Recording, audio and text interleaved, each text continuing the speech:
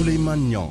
Allons donc à Ndengler, quelques heures après l'annonce par le ministre de l'Intérieur Aly Ngouille Ndiaye d'une solution temporaire au litige foncier qui oppose les habitants de ce village à la société Sedima, une trêve hivernale qui va permettre aux cultivateurs de travailler sur leurs champs habituels. Comment cette proposition a-t-elle été accueillie sur place? Nous retrouvons en direct notre correspondant et envoyé spécial, Abdourahmane Diallo, qui s'est rendu à Ndengler. Abdourahmane Diallo, bonjour. Bonjour Souleymane. Alors, quelle est l'ambiance sur place et comment cette proposition mise sur la table par Aly Ngouille Ndiaye a-t-elle été accueillie par les habitants du village de Ndengler? Souleymane, il faut dire que présentement il pleut sur Ndengler, donc une bonne journée pour ces paysans qui sont pour la plupart retournés dans leurs champs. Des champs qui étaient occupés, comme vous l'avez dit, par la Sedima. Nous venons juste de terminer notre interview avec l'ancien Garab du village. Abdoulaye Dione se réjouit de la décision de l'État qui leur a demandé de regagner leur champ. Il ajoute qu'ils ont décidé maintenant de diminuer la communication et de se concentrer sur les travaux champêtres.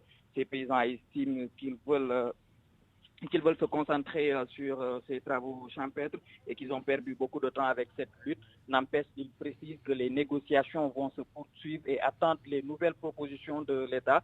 Mais ce qui est constant est qu'ils veulent la restitution de leurs terres.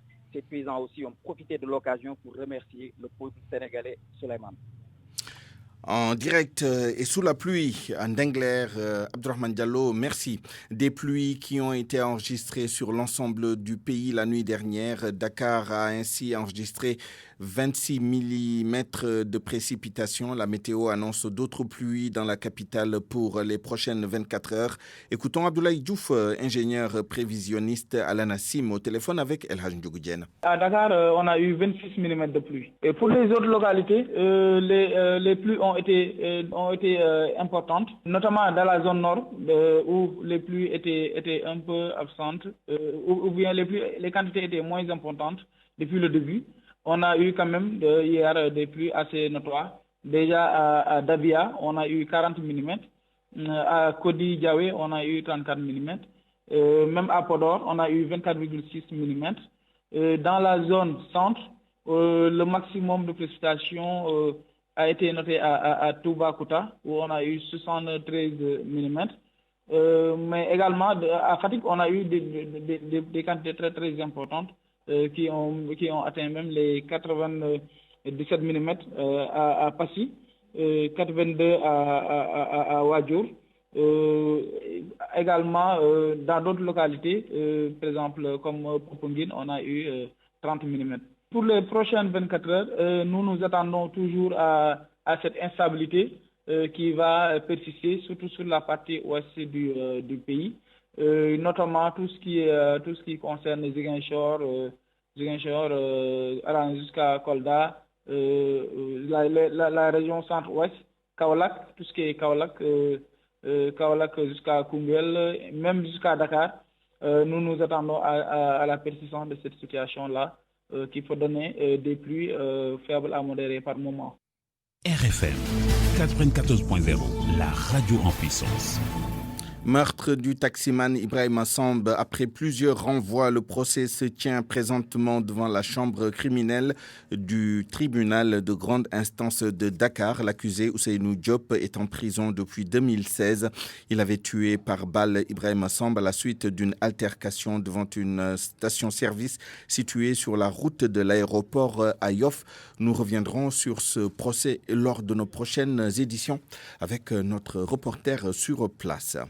Affaire de l'arrestation d'un présumé trafiquant d'armes à Touba. L'homme est toujours en garde à vue au commissariat de police de Gouimbinde. Les enquêteurs poursuivent toujours les auditions. Une information de notre correspondante à Touba, Marema Diop. Et puis l'État du Sénégal qui lance aujourd'hui la procédure de vente des appartements Edenrock saisis dans le cadre de la traque des biens mal acquis. Une opération illégale selon les avocats d'Ibrahim Abou Khalil, dit Bibo Bourgi. Le dit arrêté avait été cassé par une juridiction commerciale internationale, une décision que l'État du Sénégal refuse toujours d'exécuter, se désolent les avocats de Bibo Bourgi. Youssouf Bodian a parcouru leur communiqué. Afin qu'aucun éventuel acquéreur n'en ignore, les avocats d'Ibrahim Abou Khalil ont tenu d'emblée à faire ce rappel. Les 7 appartements Eden Rock mis en vente par l'État du Sénégal font l'objet d'un contentieux judiciaire. Après leur confiscation par la CREI en mars 2015, les avocats de M. Abou Khalil avaient attaqué l'arrêt devant la Commission des Nations Unies pour le droit commercial international.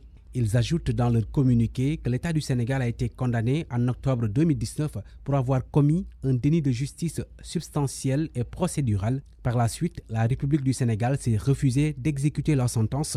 Selon les conseils d'Ibrahim Khalil Bibo Bourgi, il conclut donc que la confiscation des 10 appartements est illégale et avertissent tout éventuel acquéreur sur les risques encourus. Si on se fie à leur communiqué, les appartements mis en vente sont expertisés en moyenne à plus de 980 millions de francs CFA, un montant au-dessus de celui fixé par l'État du Sénégal, 650 millions de francs CFA pour un appartement, selon le directeur des domaines. Mamboy Diao sur nos ondes a révélé que la mise en vente de ces 7 appartements sera lancée aujourd'hui et les éventuels acquéreurs pourront les visiter ce jeudi. Pour rappel, Ibrahim Abou Khalil dit Bibo Bourgi, Alioune Samba Diassé et Pape Mamadou Faye avaient été condamnés en 2015 par la Cour de répression de l'enrichissement illicite. 5 ans de prison pour complicité avec Karim Wade. Une partie de leurs biens ont été confisqués par l'État, dont ces appartements Eden Rock situés en plein centre-ville de Dakar.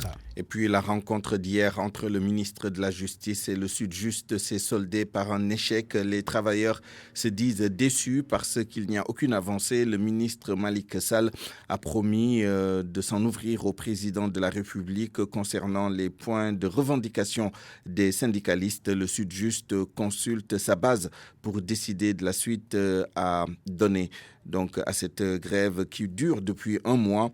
Nous avons entendu le secrétaire général du Sud-Just dans nos précédentes éditions. Il est midi et bientôt 10 minutes. Parlons maintenant du Covid-19 au Sénégal avec le point du jour qui a été établi tout à l'heure par le docteur El Hadj Mamadou Ndiaye, directeur de la prévention au ministère de la Santé et de l'Action sociale. Nombre de cas et nombre de tests en nette baisse. Les détails avec le docteur Ndiaye. Sur 369 tests réalisés, 37 sont revenus positifs, soit un taux de positivité de 10,03. Les cas positifs sont répartis comme suit. 27 cas contacts suivis par nos services, 1 cas importé enregistré dans la région de Saint-Louis, 9 cas issus de la transmission communautaire répartis entre Guédiawaye 2, Touba 2, Bambilor 1, Diamniadio 1, Mamel 1, Sicap Foire 1 et Thiès 1. 42 patients hospitalisés ont été contrôlés négatifs et déclarés guéris. 40 cas sont pris en charge dans nos services de réanimation. 4 décès ont été enregistrés ce lundi 20 juillet 2020. L'état des autres patients est stable. À ce jour, 8 985 cas ont été déclarés positifs, dont 6 044 guéris, 174 décédés et donc 2 766 sous traitement. Le ministère de la Santé et de l'Action sociale présente ses condoléances aux familles éplorées et souhaite un prompt rétablissement aux malades encore dans nos services. Toujours à propos de l'épidémie de Covid-19, dans le protocole d'inhumation des personnes décédées du coronavirus, les mesures de protection sont nécessaires, même si on sait que le mort du Covid-19 est moins contagieux que le décédé d'Ebola. Malgré tout, des mesures strictes de précaution sont prises pour éviter tout risque de contamination. Le service d'hygiène exige cependant la vigilance lors des cérémonies de funérailles. Nafissatou Silla. Au départ, pour enterrer les morts du Covid-19, c'était sur la même base que ceux morts d'Ebola, avec un standard de sécurité très élevé. Mais Rassoulba, chef de la brigade du service d'hygiène de Dakar, intervenant au COUS dans le cadre de la riposte, nous rassure. L'OMS nous a fait comprendre que le mort de Covid n'était pas aussi dangereux que le mort d'Ebola, parce que le mort d'Ebola était contagieux, alors que pour le Covid, le virus est emprisonné dans le poumon. Pour que le virus puisse sortir, il faut que soit qu'on parle, ou on tousse, ou on éternue. Or, le mort ne peut pas le faire.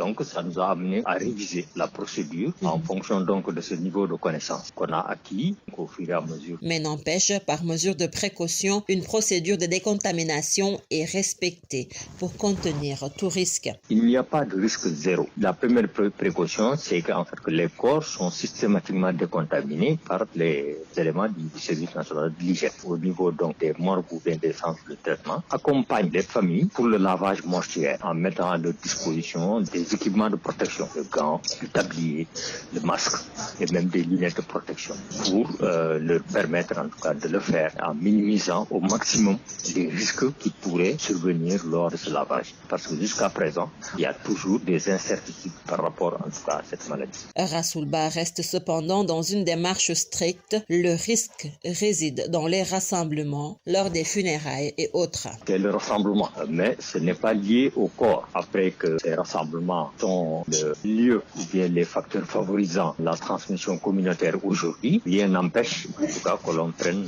des mesures strictement particulières. La recommandation majeure reste cependant le respect des mesures barrières en toutes circonstances.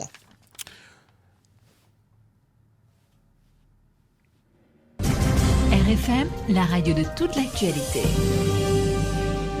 Au lendemain de la réouverture des frontières aériennes du Sénégal, c'est le branle-bas de combat pour la relance des activités touristiques. Le ministre en charge du secteur et des transports aériens, Alioune Sarr, visite actuellement les services aéroportuaires et sanitaires de l'aéroport international Blaise Diagne de Diass.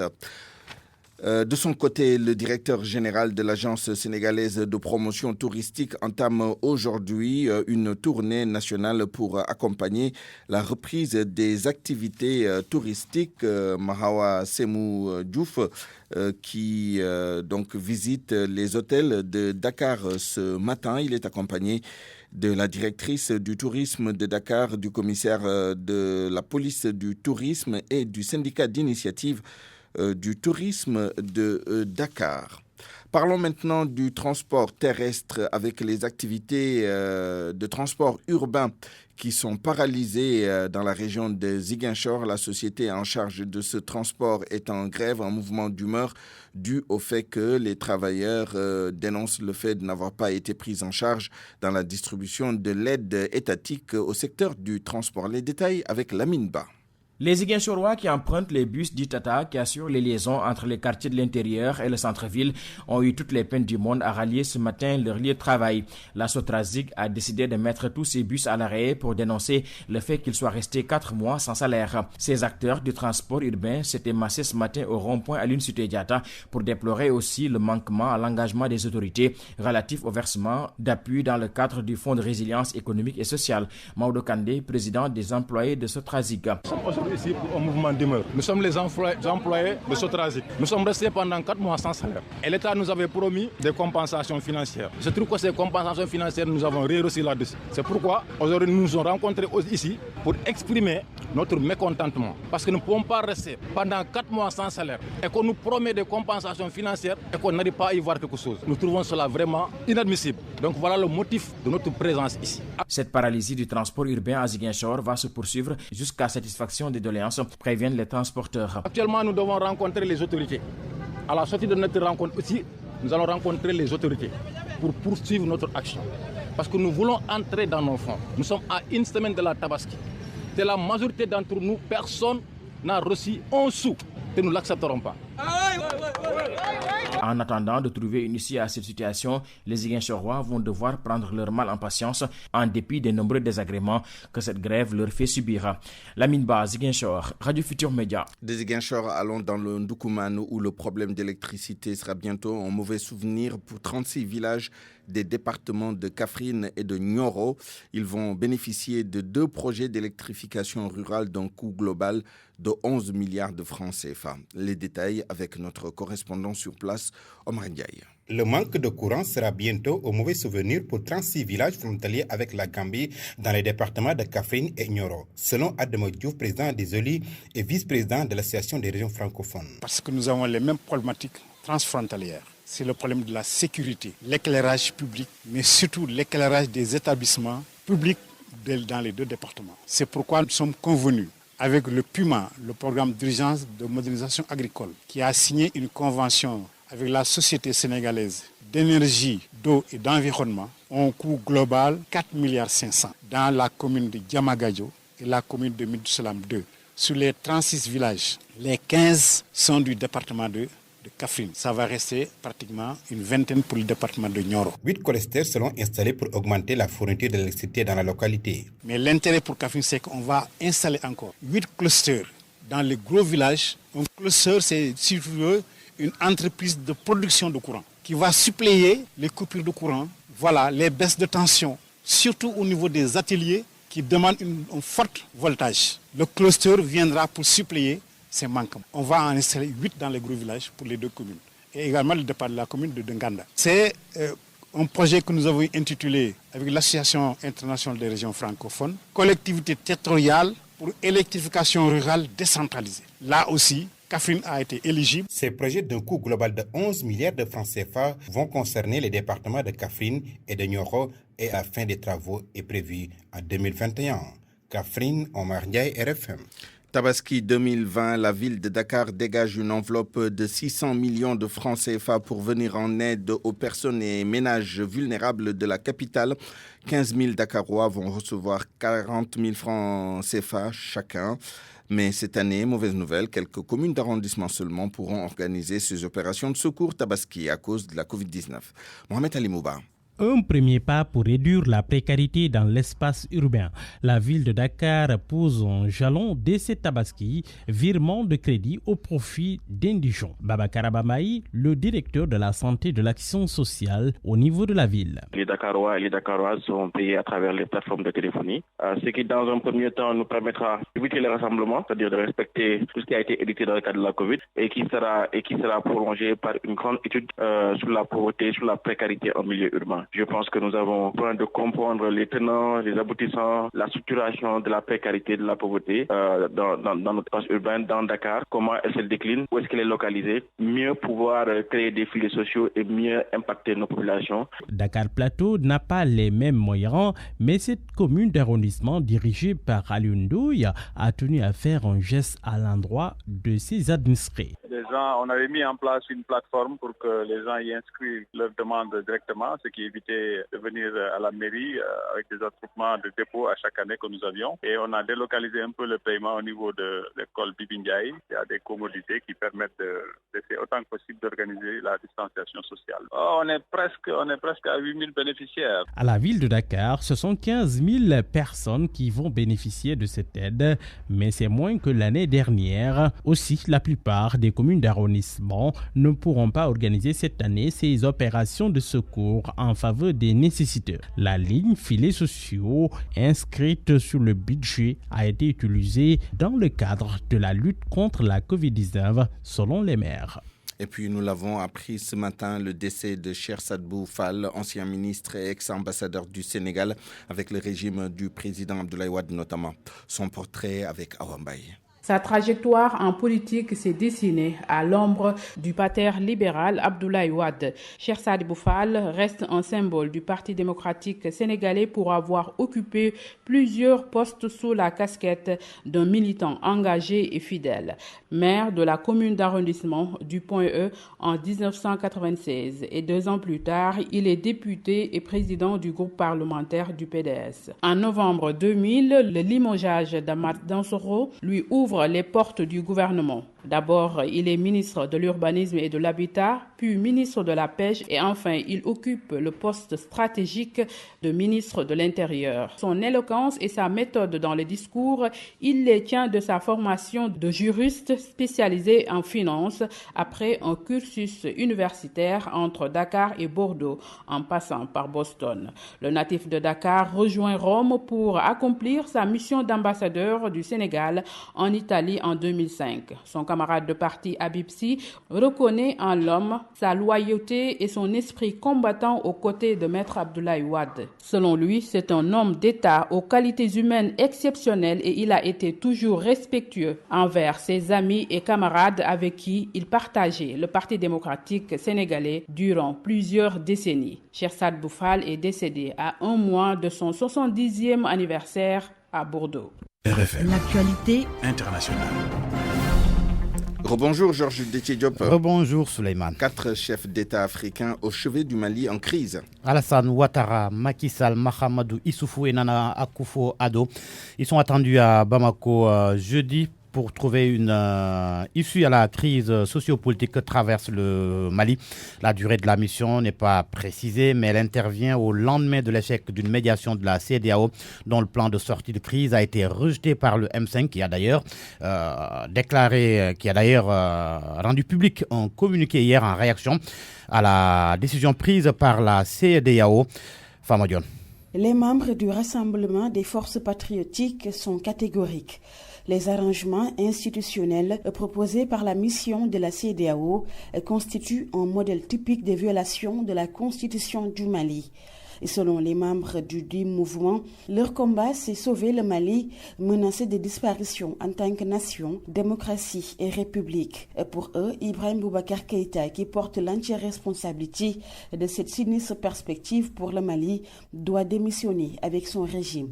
Sur ce point, le communiqué de la médiation de la CEDEAO reste muet et laisse sans réponse les attentes et aspirations profondes du peuple malien, renchérit le M5 RFP, qui dit constater qu'il y a une tentative délibérée de l'isoler et de le marginaliser.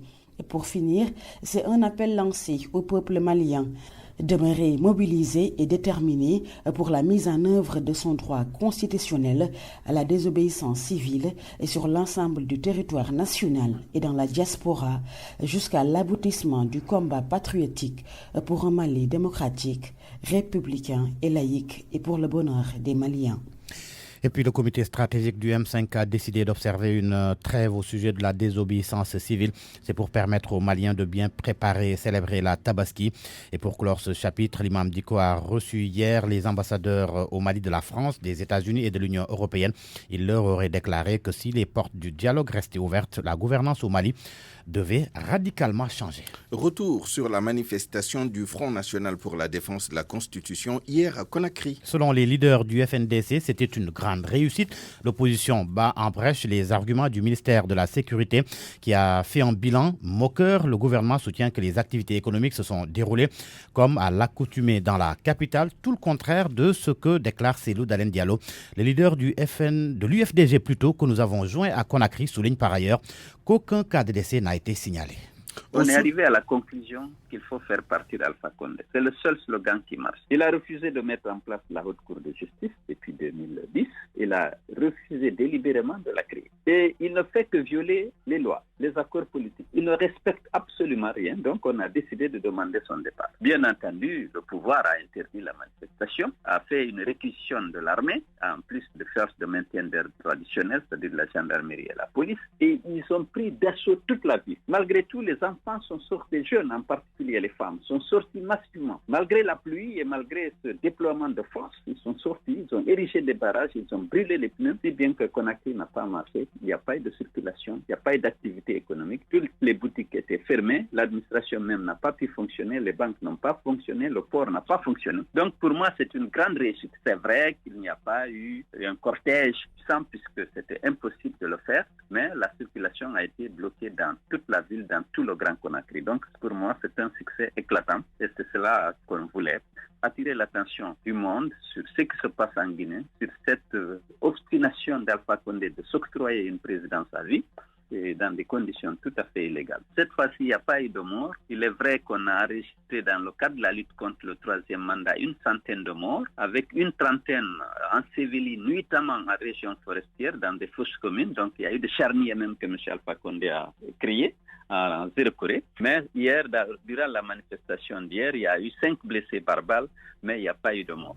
Au Soudan, un nouveau procès pour Omar el-Béchir. Le procès s'est ouvert ce mardi. L'ancien président comparé pour le coup d'État de 1989 qu'il a amené au pouvoir au Moukalsoumli.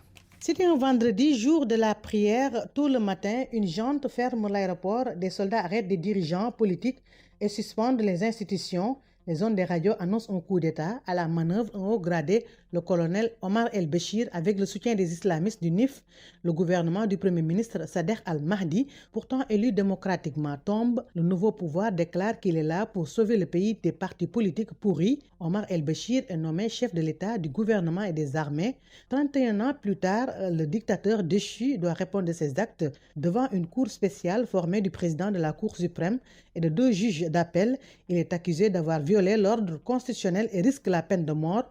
Omar el-Béchir sera jugé avec 16 autres personnes civiles et militaires, dont l'ancien vice-président Taha, ainsi que le général Bakri Hassan Saleh. Cette affaire est une des 4 procédures qui visent Omar el-Béchir, outre celle du coup d'État. L'ancien président avait été condamné en décembre à 2 ans de détention pour corruption. Beaucoup s'étaient sentis frustrés vu la gravité des crimes dont il est accusé.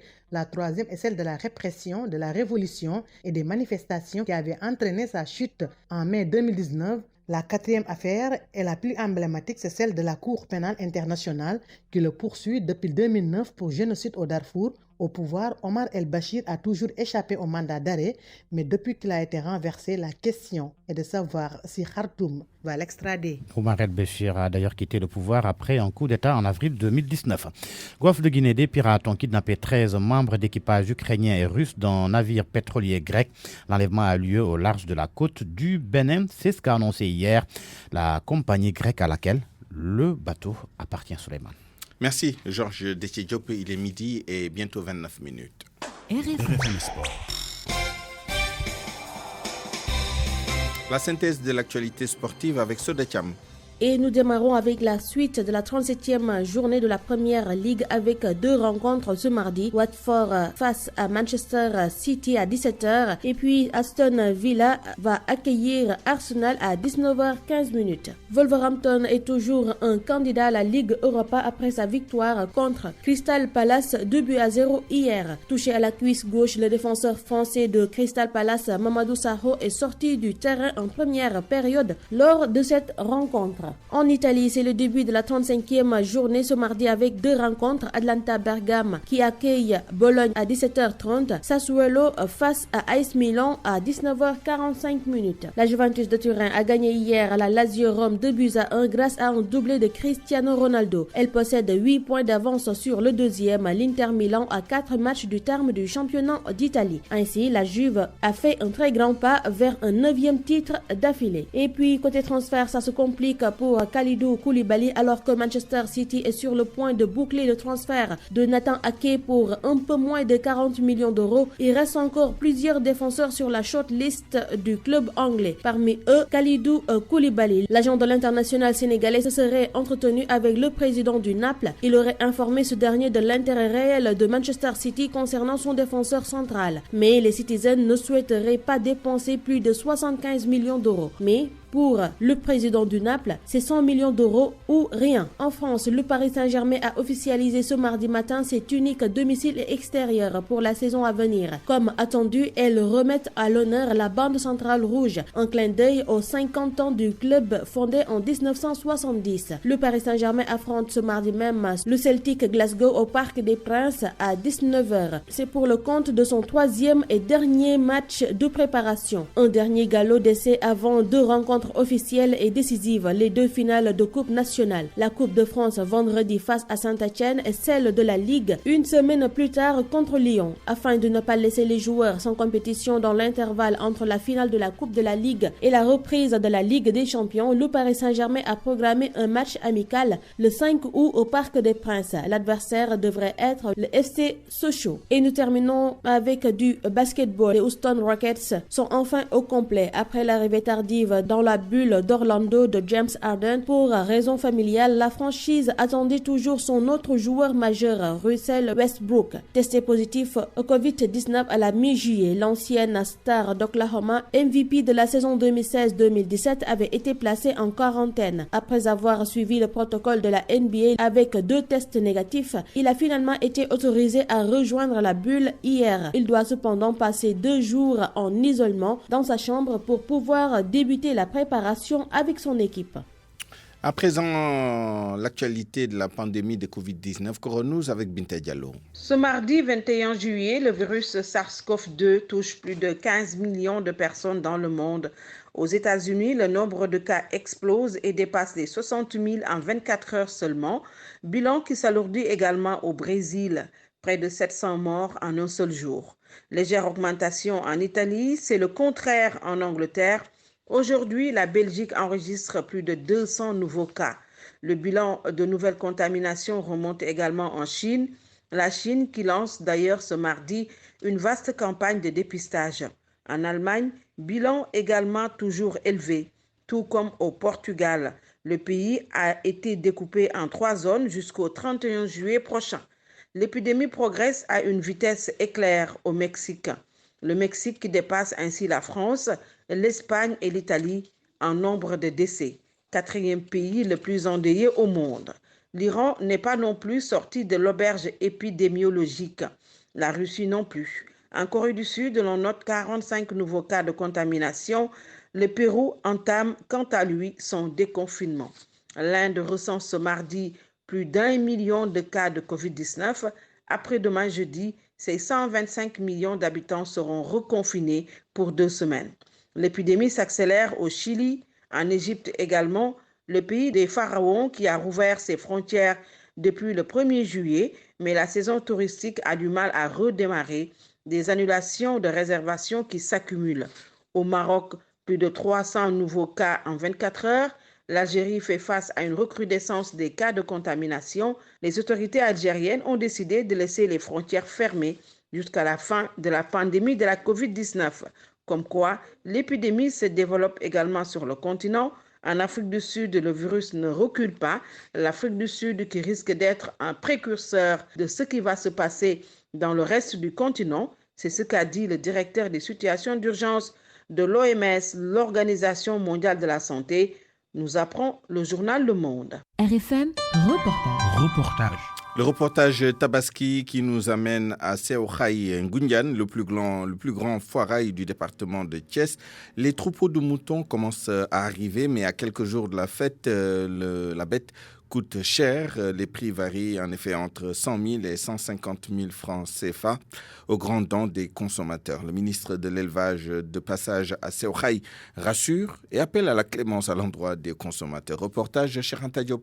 Des milliers de petits ruminants débarquent chaque jour à Seokhai, le plus grand foirail du département de Thiès. Mais ici, le mouton n'est pas à la portée de tout le monde.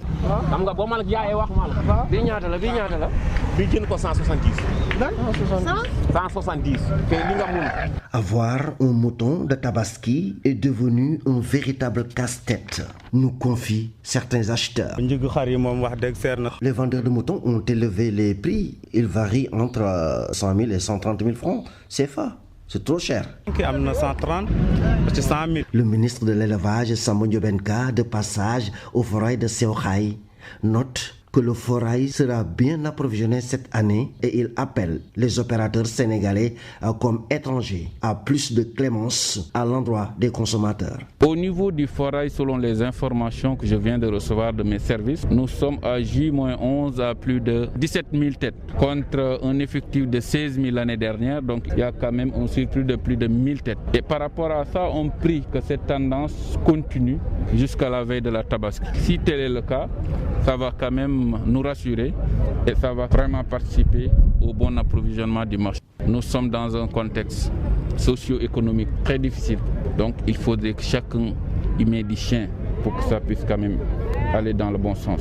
Mais je voudrais également vous dire qu'il nous sera difficile, voire impossible d'intervenir en ce qui concerne les prix, parce que vous tous, vous savez que nous sommes dans un marché libéral c'est la loi du marché qui définit les prix. Ici à Souraï, à quelques jours de la fête de Tabaski, le mouton coûte cher. Le prix moyen est de 100 000 francs CFA. RFM Thiès, Cheikh Anta Diop. RFM, la presse du jour.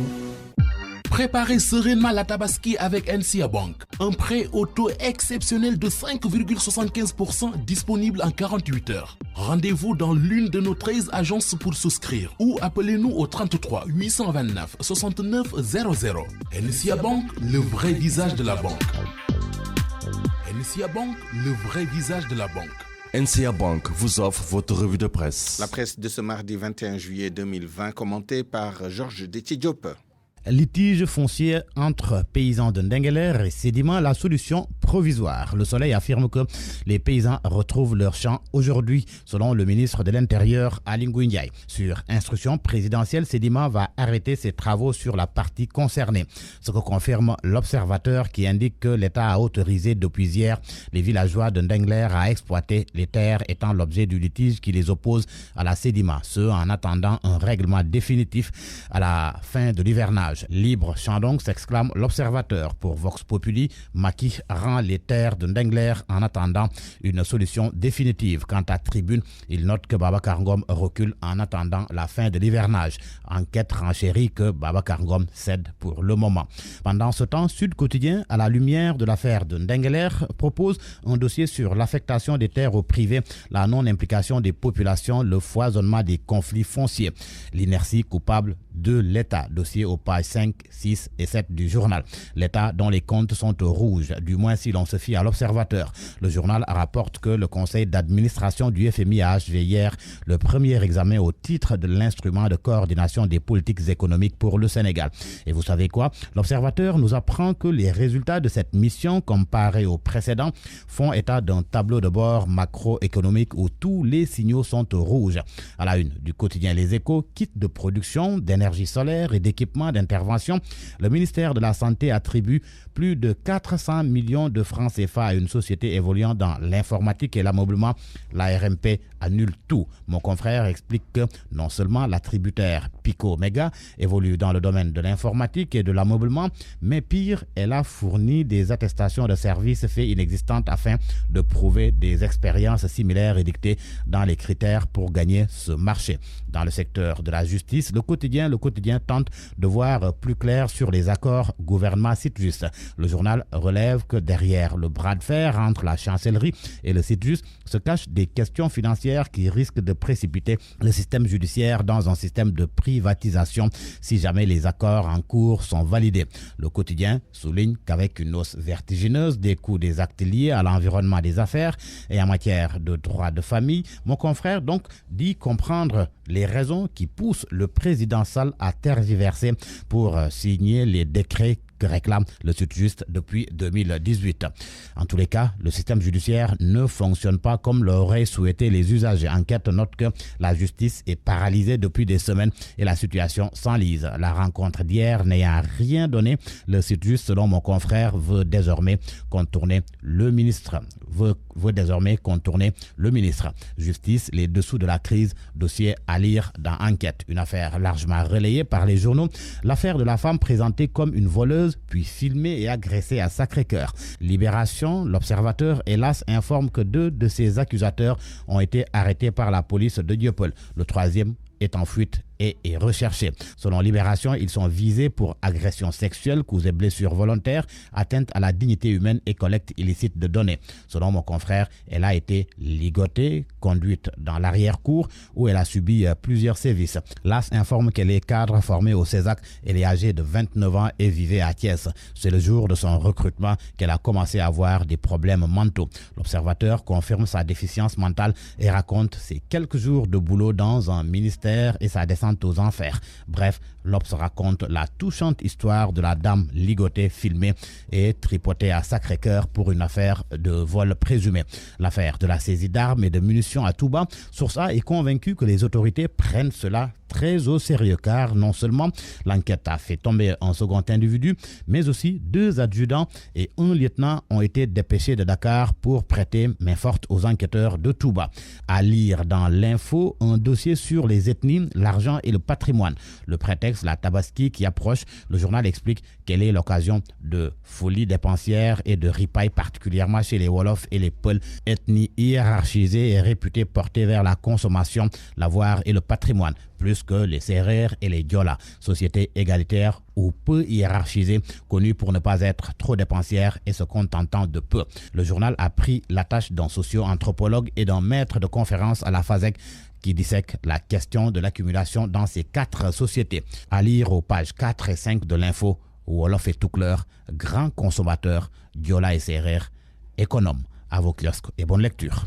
Préparez sereinement la Tabaski avec NCA Bank. Un prêt au taux exceptionnel de 5,75% disponible en 48 heures. Rendez-vous dans l'une de nos 13 agences pour souscrire ou appelez-nous au 33 829 69 00. NCA Bank, le vrai visage de la banque. NCA Bank, le vrai visage de la banque. NCA Bank vous a offert votre revue de presse. Parole aux auditeurs. L'actualité, qu'en pensez-vous? À 12h42, bienvenue à Point de vue qui porte aujourd'hui sur les problèmes d'assainissement et sur les solutions en cours ou à apporter à ces problèmes, ce au lendemain des premières pluies qui sont tombées sur l'ensemble du territoire national et en particulier sur la région de Dakar, région particulièrement touchée par ces problèmes d'assainissement, notamment des eaux pluviales. Et pour en parler, nous sommes en ligne et en direct avec M. Pedre Sy, directeur de l'exploitation de l'ONAS, l'Office national de l'assainissement du Sénégal. Monsieur Sy, bonjour. Bonjour. Nous sommes également avec monsieur Omar Cissé, ingénieur en génie civil, directeur de l'Institut africain de gestion urbaine IAGU. Bonjour monsieur Cissé.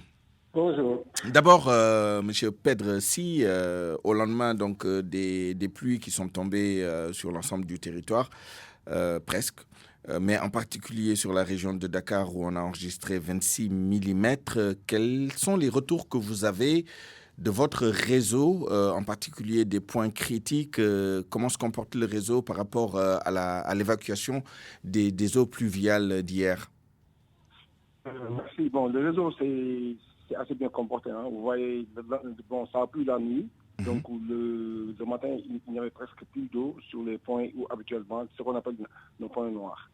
Donc, ça montre uniquement que le curage qui a été démarré depuis le mois d'avril a bien fonctionné et que les équipements ont fonctionné donc normalement. Parce que ce matin, vous pouvez vous rendre compte qu'il n'y avait presque plus d'eau dans les points habituels, donc les quelques points bas que nous avons, ou bien des points noirs que nous avons.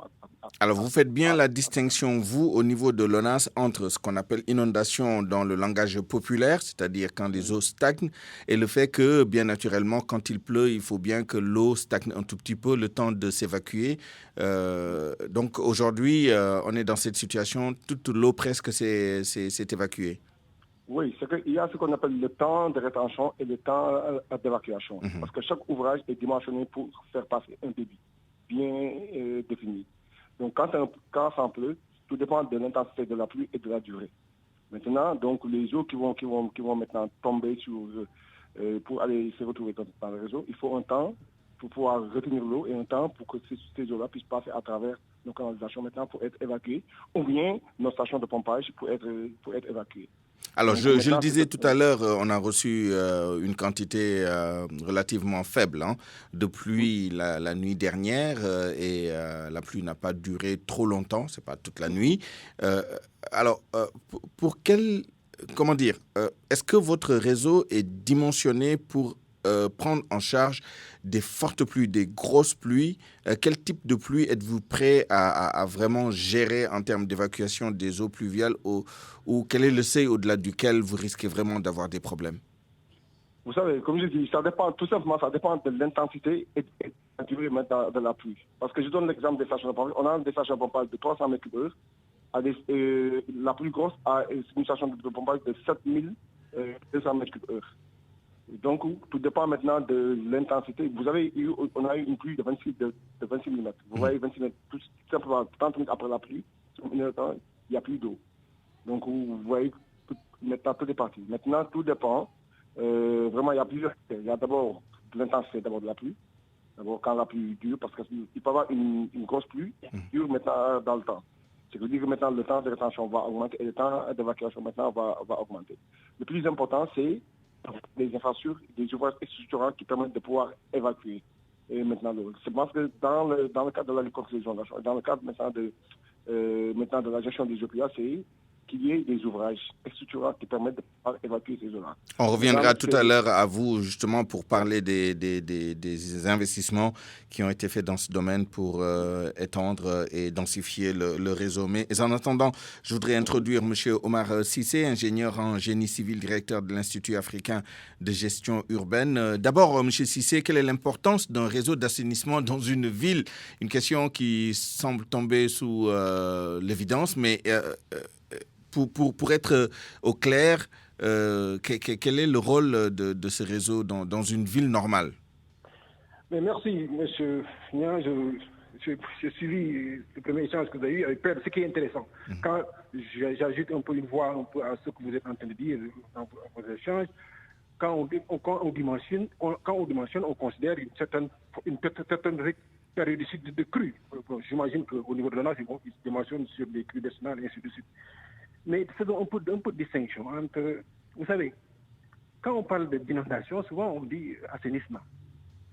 Mais l'assainissement, il y a deux volets essentiels. Tout ce qui est usé, on peut drainer sans mettre des conduites, des canons, ainsi de suite. On peut drainer les eaux pluviales sans mettre des canons, ainsi de suite.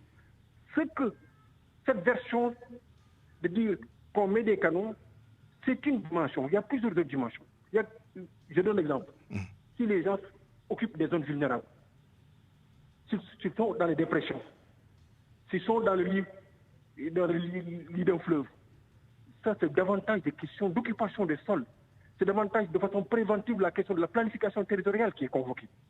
Maintenant, et même quand les gens habitent des zones normales, des zones qui ont été planifiées, ces personnes-là, mais qu'est-ce qu'on voit maintenant ces dernières années? Vous voyez même que les surfaces, les gens viennent tout de suite, font du lotissement, les surfaces ne sont même pas terrassées. Au départ, quand on parle de terrassement, c'est la préparation du sol. C'est en amont. Pour qu'il puisse absorber les quantités d'eau, effectivement. Ou bien qu'il laisse passer les eaux sans que les gens aient à aménager des ouvrages pour collecter ces eaux pluviales de façon exclusive. Maintenant, ce qui est normal, vous aurez toujours des endroits où, forcément, il faut mettre des réseaux, des infrastructures pour collecter ces eaux pluviales et les évacuer. Et les pomper. Mais ça, c'est les pomper ou les faire évacuer de façon gravitaire. Oui, par la gravitation. Oui. Donc, c'est des dimensions assez différentes. Nous souffrons sur tous ces volets. Le premier volet, c'est quand on a parlé d'inondations dramatiques, c'était dans des zones... Dans des zones de dépression. Vous avez tout à fait raison, effectivement. Des dépressions, des lits de fleuves, des zones... Des zones de captage, ça veut dire que cette partie-là, le traitement, c'est surtout en anticipation au niveau de l'aménagement des territoires, au niveau de la planification, pour faire en sorte qu'on s'installe dans les endroits les plus proches. Malheureusement, nous n'avons pas beaucoup de temps, mais je voudrais vous relancer sur cette question-là, parce que les communes ont des responsabilités en matière d'assainissement. Je regardais tout à l'heure le code de l'assainissement. Il me semble que les communes ont l'obligation d'élaborer des plans directeurs de l'assainissement. Est-ce que c'est fait systématiquement? Est-ce que c'est aux communes de tenir compte justement de ces dimensions-là pour bien que l'occupation des sols, il n'est pas évident que la commune soit la seule intervenante. Mais quel est le rôle des communes justement précisément dans le domaine de l'assainissement et qu'est-ce qui est fait, qu'est-ce qui n'est pas fait? Moi, je vois davantage les communes. Vous savez, sur la partie de la planification territoriale, même si on a dit que la compétence urbanisme a été transférée, aucune commune n'est capable de faire un plan d'urbanisme, de faire un plan de détaillement. Aucune ne l'a fait. C'est cette question-là. L'assainissement n'est pas une compétence transférée. Exact. Mais l'entretien, il y a des entretiens. Vous voyez, l'année passée, j'ai vu une image sur Beltapé. Mais vous savez, cette petite inondation ponctuelle était le fait de quoi? C'est parce qu'il y avait uniquement un blocage dans le regard. Donc je pense qu'il y a un entretien de proximité que les communes peuvent faire. Moi, je vois mal qu'on se dit, jusqu'à dans les 500 et quelques communes du Sénégal, on s'attend à ce qu'une organisation, quelle qu'elle soit, puisse faire toutes les formes d'entretien. Vous savez, certaines formes d'entretien, c'est enlever les ordures. Parce que sinon, les ordures, quand ils ruissellent, ils sont dans les conduites. Cette fois, c'est quoi? Enlever, désensabler. Sinon ils vont colmater les ouvrages. Je vois davantage les communes dans cet entretien de proximité. Ouais. En synergie avec l'ONAS. Bien sûr, qui pourrait permettre beaucoup de choses. Mais je voulais insister sur un petit point. Très rapidement, s'il vous plaît. C'est assez court. Quand on parle des causes d'inondation, il y a une cause importante, c'est la question de l'imperméabilisation. Nous avons pris l'option, nous, dans nos villes, d'imperméabiliser à outrance. Avec les pavages et autres. Avec tout, l'habitation, tout. C'est pourquoi les gravats qu'on enfouit. J'étais très meurtri quand on a, surtout la réaffectation, par exemple, du site de l'aéroport, qu'on me dise qu'on va mettre 10 hectares sur 800 hectares, 1,25%, c'est maudit. Faisons attention. Très bien, mais on vous a bien entendu. Monsieur Omar Cissé, nous reviendrons avec vous sur cette question importante dans l'édition en Wolof. Vous aurez certainement plus de temps pour développer ce point-là. Monsieur Pedressi, je suis vraiment désolé, j'aurais souhaité pouvoir discuter avec vous des initiatives qui ont été prises par l'ONAS, mais je vous donne rendez-vous dans l'édition en Wolof avec Pape Ngagne Ndiaye pour développer ces sujets-là. À 12h52, c'est la fin de cette édition. Je vous remercie de l'avoir suivi. Merci à toute l'équipe qui l'a préparé et qui m'a permis de vous la présenter dans d'excellentes conditions. À 13h, donc, retrouvez Pape Ngagne Ndiaye pour la principale édition de la mi-journée en Wolof. Tout de suite, Allo Présidence. Très bonne suite des programmes sur la RFM. Excellent après-midi. Au revoir.